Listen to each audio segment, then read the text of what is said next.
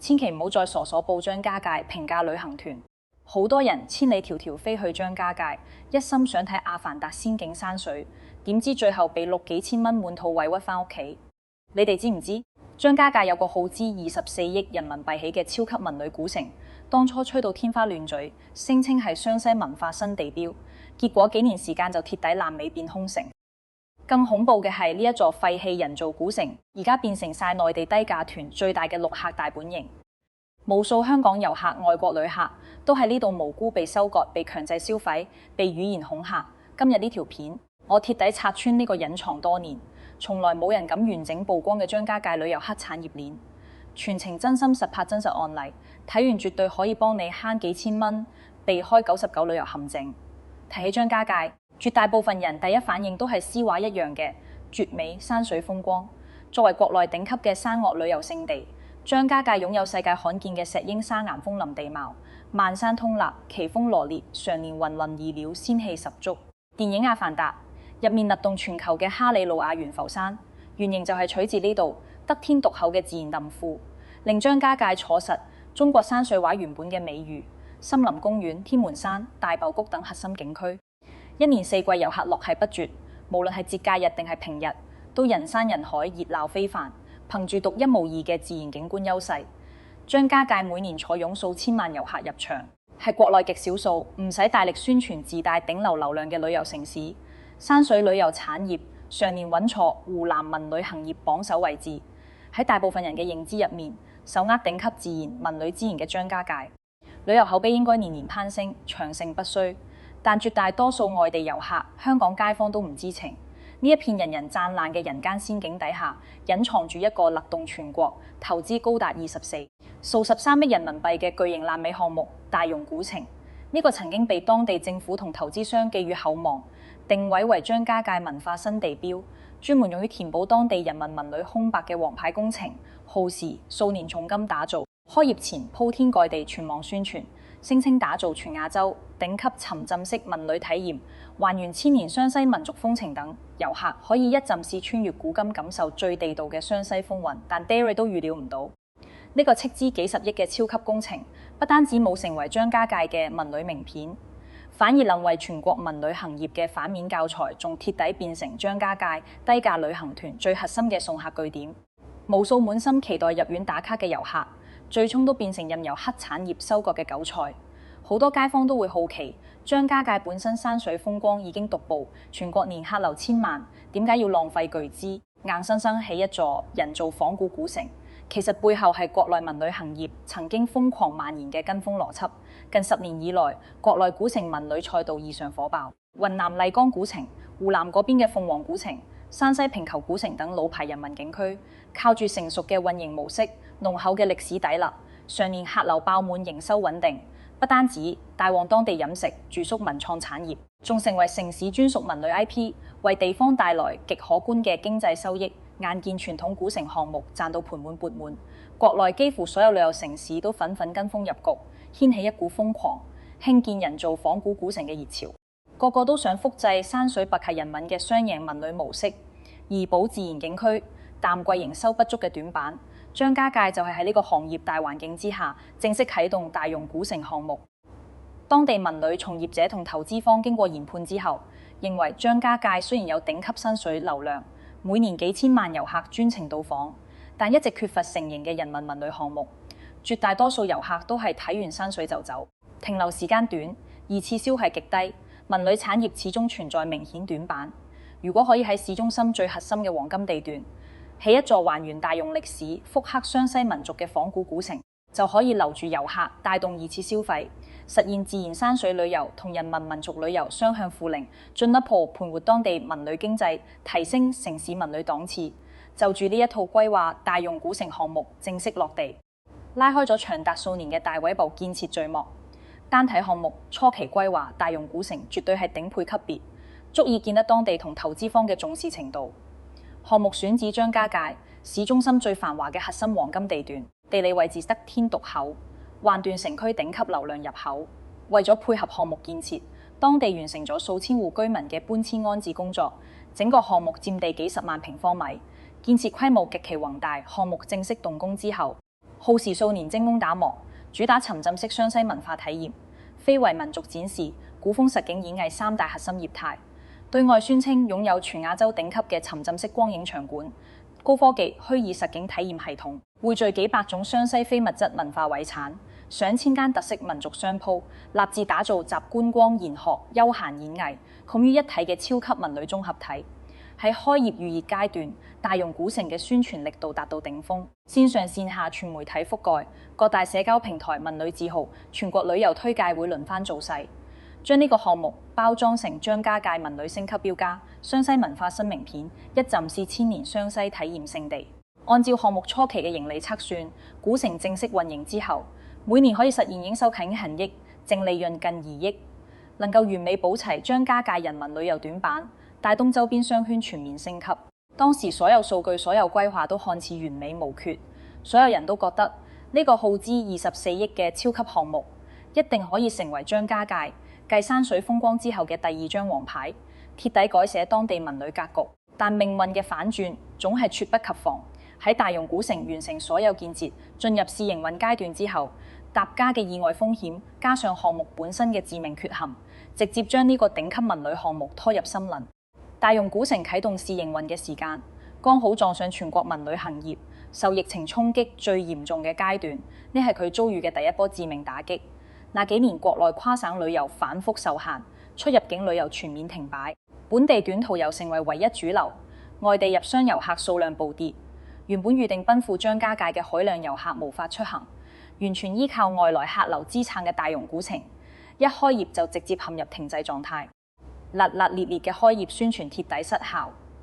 略大嘅古城瞬間變成無人問津嘅空城，早早進入被動休眠狀態。當時好多人都覺得大容古城嘅冷清只係疫情造成嘅短期意外，屬於不可抗力。只要文旅行業全面復甦，客流回流，呢個幾十億嘅項目一定可以逆風翻盤，起死回生。始終張家界核心自然景區嘅魂性極強，就算係疫情期間都有穩定嘅本地同周邊客流支撐。行業回暖之後，客流爆發係必然透勢，但現實狠狠打臉咗所有人，徹底證明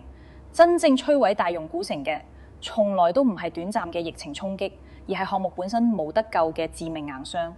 隨住國內文旅行業全面復甦，全國各大景區迎來客流井噴，張家界亦都唔例外。張家界森林公園、天門山大海谷等核心自然景區，日日人山人海，遊客絡繹不絕。節假日更加係一票難求，坐索道排幾個鐘隊係常態。成個城市嘅文旅熱度貼底回歸夢峰。但就喺全城文旅回暖、客流爆滿嘅大環境之下，大容古城嘅冷清狀況絲毫冇改善，反而持續惡化，貼底同張家界嘅頂級文旅熱度割席。去過漢爆嘅遊客都知，呢個24億堆砌出嚟嘅古城，完全冇文旅景區應有人煙氣，整片場景秀條荒涼，荒得嚇人。堪比一座廢城。古城入面所有沿街商鋪全部大門緊鎖停業閉店，絕大部分商鋪從來未完成裝修，牆面同地面鋪滿厚厚嘅灰塵，各類仿古設施、景觀小品冇人保養維護，部分區域已經出現老化、破損、褪色問題。成條古城街巷，除咗幾個當值嘅保安、清潔人員，幾乎見唔到任何遊客。行入去靜到可以聽到自己腳步聲迴響，冷清程度遠超大家想象。官方公開數據更加直觀暴露項目嘅慘淡。文旅復甦之後嘅完整年度，大容古城全年營收淨係幾百萬人民幣，平均每日營收唔夠1.5萬，日均到訪遊客得10幾個人，大部分時間工作人員數量多過遊客。一組對比數據足以證明呢個項目嘅徹底失敗。同樣係湖南境內嘅人民古城景區，免費開放嘅鳳凰古城，日均客流過萬，年營收穩步增值。但耗資24億精工打造、定位高端文旅體驗嘅大容古城，日均客流居然唔夠20人，落差之大，簡直係文旅行業嘅經典悲劇。持續嘅超低客流、慘淡營收，令呢個超級項目徹底失去造血能力。但運營成本從來冇停過，古城每日都要承擔龐大嘅水電、能耗、物業維護、員工人工，仲要持續償還建設期間幾十億嘅銀行貸款利息，每一日都喺巨額計算。資金漏洞越滾越大，公開財報顯示，大容古城運營4年累計計損超10億，由2021年到2024年，年年計損雞幅逐年擴大，最後貼底無力回天。母公司無奈向法院申請破產重整。呢個曾經萬眾期待嘅文旅標刊，淪為全國皆知嘅爛尾空城行業笑話。後續更加被央視焦點訪談、專題點名曝光，當地官方亦公開承認呢個項目存在重大決策失誤，深入拆解大容古城鐵底衰敗嘅核心原因。第一個就係先天不足嘅項目內核，亦都係所有人造仿古景區嘅通病。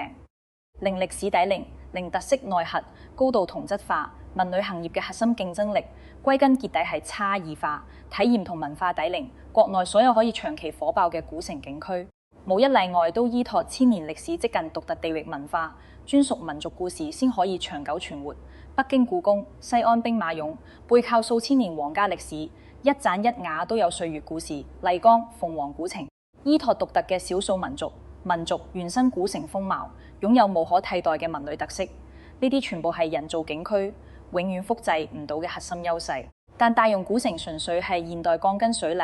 人工工藝堆砌出嚟嘅仿古項目，完全冇任何歷史跡感同文化根基。呢度嘅灑瓦木、結構街巷景觀全部全新打造，半點歲月沉迷嘅痕跡都冇。所謂嘅湘西民族文化體驗，只係表面敷衍復刻，流於形式空洞冇物。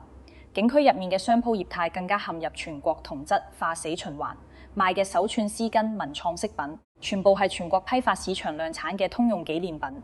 喺全國各大夜市景區、商場隨處可見，完全冇半點張家界湘西專屬特色。餐飲業態亦都毫無新意，臭豆腐、炸魷魚網紅小食係全國網紅景區嘅標配，遊客根本喺呢度感受唔到專屬嘅湘西地域風情。對於千里迢迢過嚟嘅遊客而言，專程飛去張家界，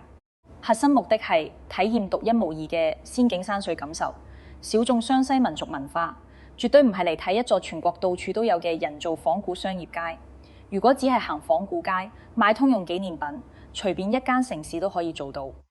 根本唔使專程跑到張家界，更加唔會為呢種毫無特色嘅人工景觀買單。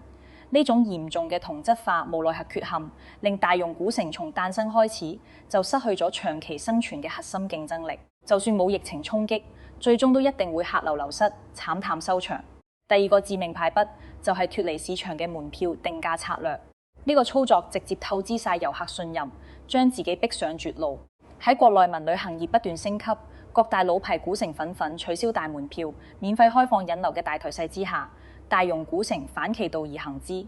開業初期就收取高額門票，定價遠遠超出大眾心理預期。對比行業標杆擁有幾百年歷史、體驗成熟嘅鳳凰古城、大理古城、平侯古城，早已全面取消大門票、免費開放，靠二次消費、商鋪租金、文旅配套盈利，大幅降低遊客出行門檻，實現客流同營收雙增值。反觀零歷史底蘊、體驗不成熟、業態殘缺唔全嘅大容古城，作為全新人造景區，不但冇降低門檻吸客、積累口碑，反而盲目自信收取高額門票，徹底打消晒遊客打卡嘅念頭。喺遊客眼中，花高價入場睇一座全新人造空城，體驗仲差過免費城市公園，性價比極低，完全唔值，自然人人卻步。後續運營方察覺客流危機，被迫取消門票、免費開放，但一切都太遲。幾年累積嘅負面口碑已經根深蒂固，遊客對大容古城嘅壞印象徹底固化，商戶早已全數撤場，業態徹底崩盤，商業生態完全枯死。就算免費入場，都再吸引唔到遊客同商戶入住，徹底陷入無人氣、無業態、無口碑嘅三無死局，徹底無力翻盤。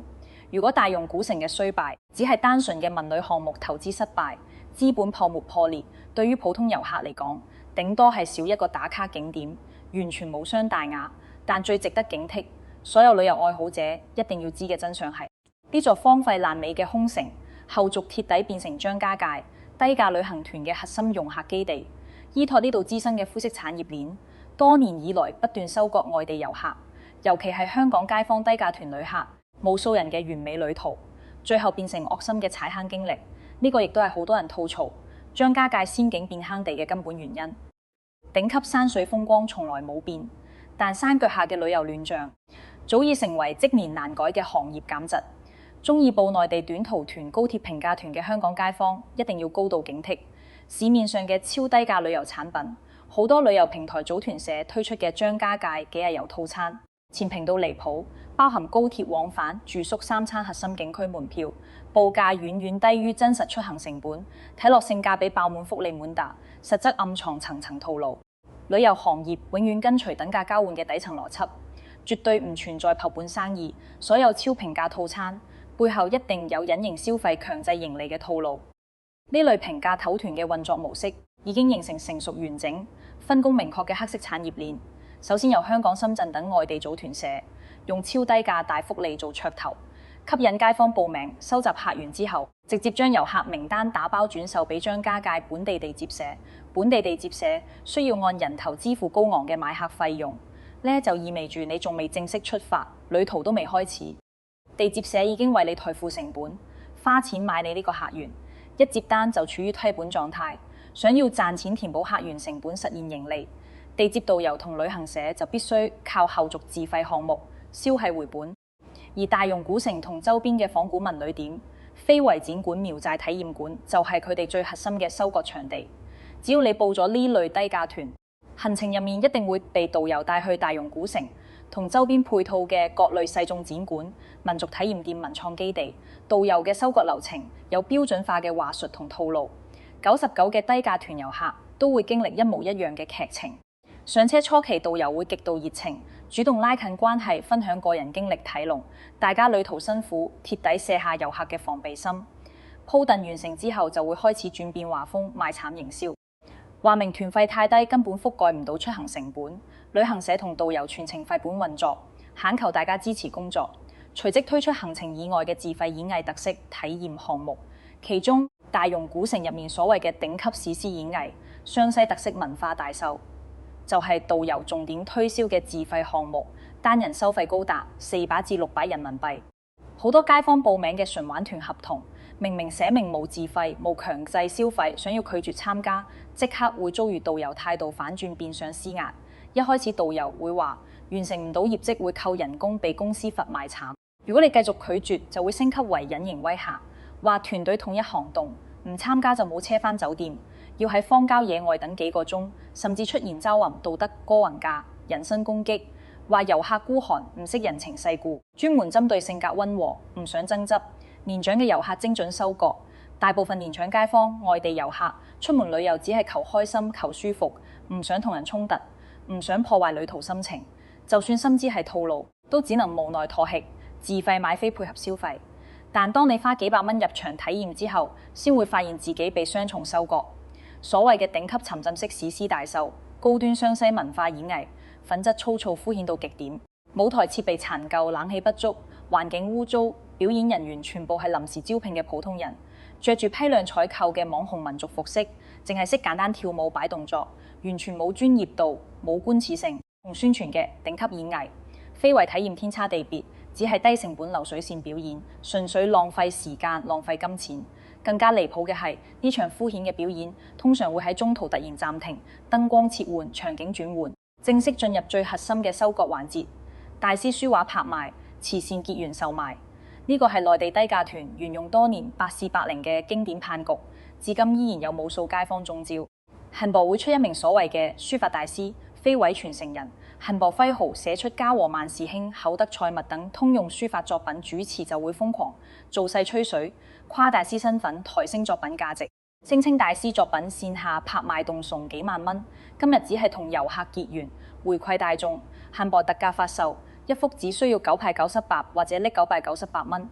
與此同時，恨薄會安排大量旅行社內部人員假扮遊客，爭相搶購，製造火爆搶手嘅假象，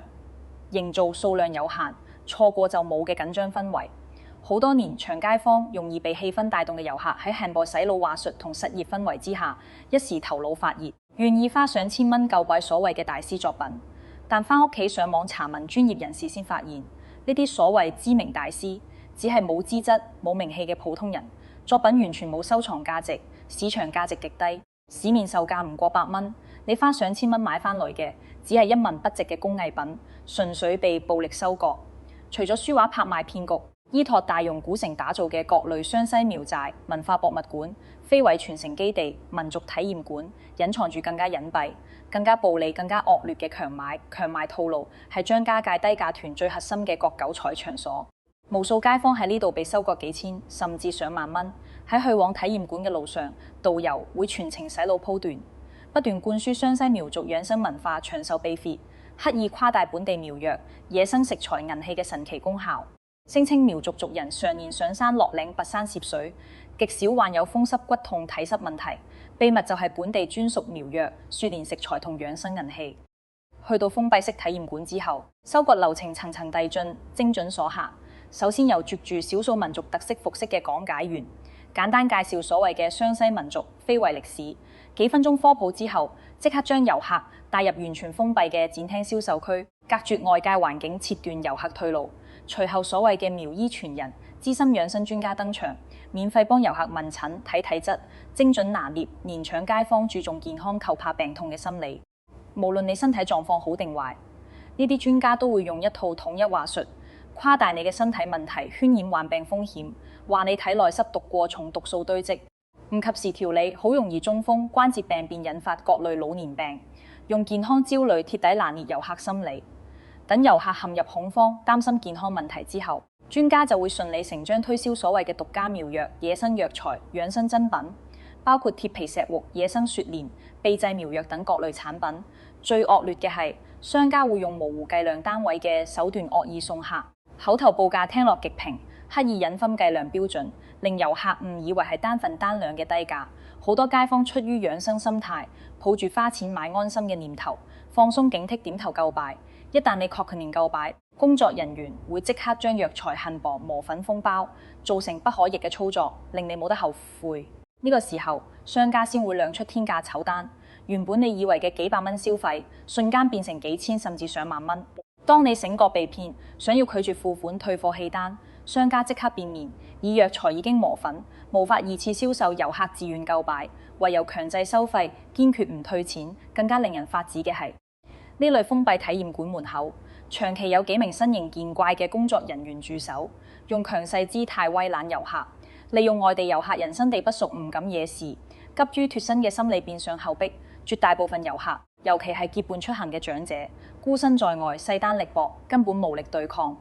最後只能無奈妥協，硬食死貓，被強行收割大額費用，有苦自己知，投訴無門。除咗藥材騙局，湘西銀器銷售都係當地以禁不止嘅核心弄客套路，暴利程度超乎想象。體驗館入面會主推所謂嘅非遺手工999足銀飾，包括銀手刀、銀碗筷、銀吊錘等產品。講解員會限敗做所謂嘅排毒實驗，用銀器浸泡變黑嘅清水，演示所謂嘅測毒功效，刻意誇大銀器排毒祛濕、養生祈福嘅神奇作用。與此同時，刻意溫低市面普通銀器，聲稱外面平價銀器全部係劣質假貨，只有店內大師手工打造嘅非遺銀器先有真正嘅養生價值同收藏意義。店內銀器嘅售價係市面正規商場珠寶店嘅3至5倍。一隻普通銀手可以賣幾千蚊，無數街坊被洗腦話術、假實驗欺騙，高價買入銀器帶返香港，之後去正規珠寶店檢測對比，先發現呢啲高價銀器大多係含量不足嘅劣質銀電整銀，材質普通，完全冇非遺價值同養生功效，市面成本只係幾百蚊，卻被炒作到幾千蚊售賣，純粹係暴利收割。好多遊客發覺被騙之後，想要退貨維權，只會遭遇商家推卸責任。拒絕售後，最後只能自認倒霉。睇到呢度，好多街坊都會疑惑，張家界呢種猖獗成熟嘅旅遊黑產業，長期收割外地遊客，重創當地文旅口碑，點解一直無法鐵底根治？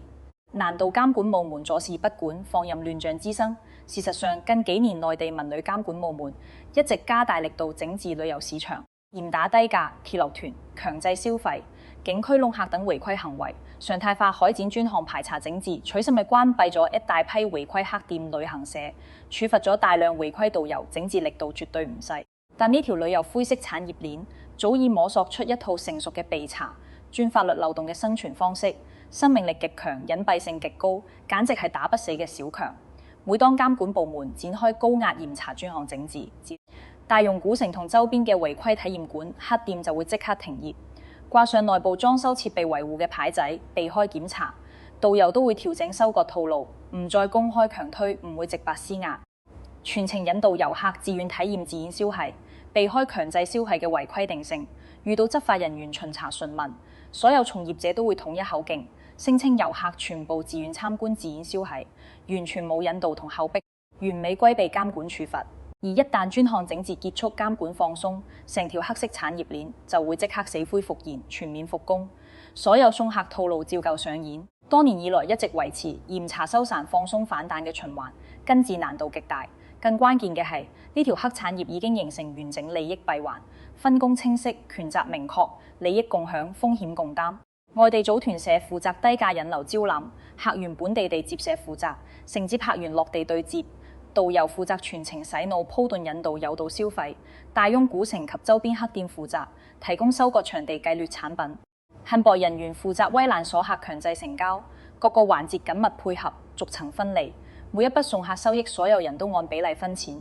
極度驚人嘅暴利令無數從業者甘願冒住罰款、金牌吊銷執照嘅風險，持續頂風違規。對於我哋普通遊客嚟講，我哋冇能力改變地方文旅亂象，根治行業減質，但我哋可以掌握正確嘅出行方法，識破所有套路，徹底避開張家界所有旅遊騙局，守住自己嘅錢包，保住旅途體驗，令每一次出門旅行都舒心安心。極行多年旅遊行業經驗同張家界本地亂象特點，我整理咗4個100%有效嘅避坑技巧，所有計劃去張家界嘅街坊一定要收藏。第一，徹底放棄超低價旅行團嘅幻想，守住旅行成本底線，堅決拒絕不口利、低價遊。旅遊行業永遠冇廢本生意，所有旅行產品都有清晰嘅成本底線，高鐵車費、景區門票、住宿餐飲、人工服務，每一項都有公開透明嘅價錢，大家出發前可以自己簡單核算基礎成本，上網查下高鐵票價、景區、官方門票、酒店均價，加埋就係基本出行費用。如果遇到旅行團報價遠低於基礎成本，平到離譜，唔使諗，老平係撈團、套路團、弄客團，一定暗藏強制消費隱形套路，一定要第一時間拒絕報名，千祈唔好心存煲泡。報團一定要揀大品牌、明碼實價，合同標注純玩、無自費、無樓嘅高品質團。雖然報價稍高，但全程零套路、零強制、零隱形消費，旅途舒服安心，絕對唔會遭遇送客、辱罵、後逼等糟心事。第二，拋低情面心理，學會果斷拒絕。面對導遊施壓，一定要硬氣維權。好多香港街坊、年長遊客性格溫和，顧及情面，怕拒絕之後諗價，怕同人爭執，怕影響團隊氣氛。呢個心理正好被低價團導遊拿捏，大家一定要記住，旅行係消費享受，唔係人情社交。你唔需要為陌生人嘅業績買單，更加唔需要為不口力嘅自費項目妥協。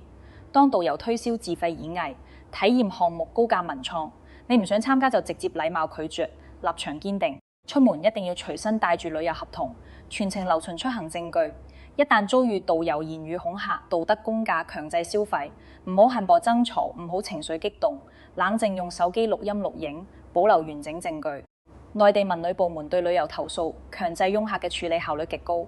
只要有證據及時投訴，就可以快速維權、追回損失。執法部門一定會保障遊客合法的權益。只要你態度堅定、懂法維權、留有證據，絕大部分違規從業者都會知難而退，唔會繼續糾纏。第三，景區入面堅決唔買高價特產、文創養生產品，拒絕所有封閉式銷售。無論導遊、講解員點樣誇大產品，功效渲染稀缺價值，塑造情懷人設，你都千祈唔好輕信，唔好衝動消費。真正優質、有口碑、有價值嘅地方特產，非為好物、養生產品，根本唔使靠旅行團封閉洗腦推銷。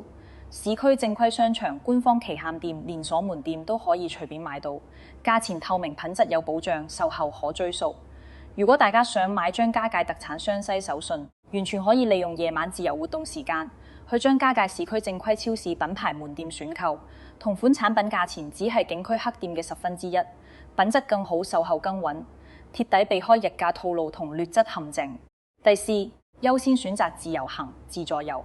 從根源上杜絕旅行團套路。而家香港深圳去張家界嘅交通極之便利，西九龍站、深圳北站有直達或者中轉高鐵，幾個鐘就可以舒舒服服抵達，唔使長途奔波，唔使繁能換乘。張家界當地旅遊配套亦都非常成熟，網約車、公共交通、景區接駁車好方便，線上購票、分時預約、地圖攻略精準到位。普通遊客完全可以自己規劃行程，自己訂門票同酒店，隨心所欲安排節奏，唔使受制於旅行團嘅固定行程，唔使早起趕路，唔使被逼留，旅途自由度、舒適度拉滿，徹底遠離所有低價團弄客套路。回頭睇大容古城，由萬眾矚目的文旅標卡，淪為24億爛尾空城，旅遊弄客大本營嘅全過程，真的令人無限希望啦，極度可惜。呢一筆幾十億嘅巨額投資，如果唔係用喺盲目跟風起樓做面子工程，唔係複製毫無新意嘅仿古項目，而是用喺優化張家界核心景區基礎設施，提升廁所環境，改善排隊擁堵問題，